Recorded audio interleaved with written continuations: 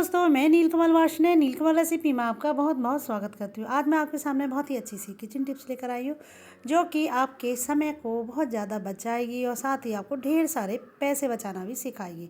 तो चलिए अपने वीडियो की तरफ चलते हैं।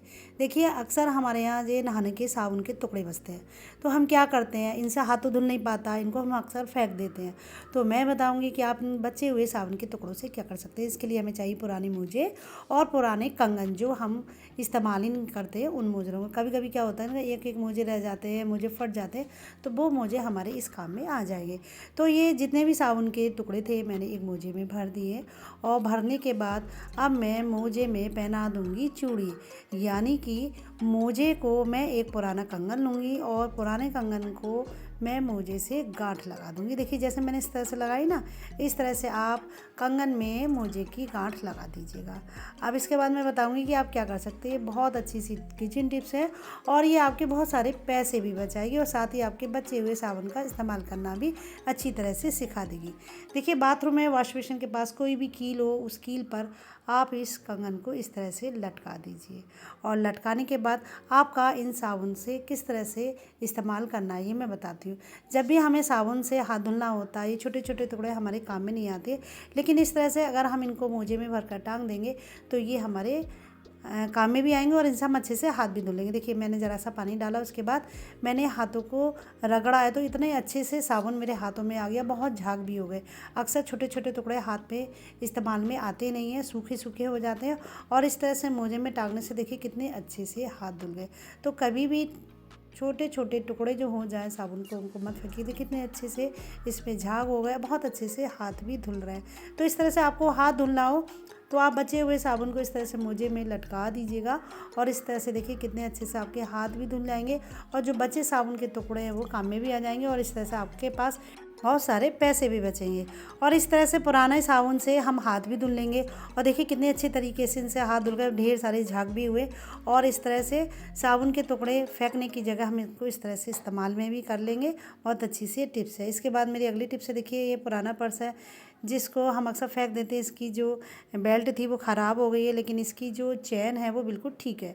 तो मैं बताऊंगी इस तरह के अगर आपके पास पर्स हो तो आप उनका क्या इस्तेमाल कर सकती है। तो इसकी दोनों साइड की जो इसकी बेल्ट है वो हटा देंगे और हटाने के बाद ये देखिए जो पर्स का ऊपर का जो हिस्सा है इस पर हम लगा देंगे एक रबड़ बैंड, क्योंकि इसकी चैन बिल्कुल ठीक है और ये चैन ठीक है तो ये हमारे काम में भी आ सकता है।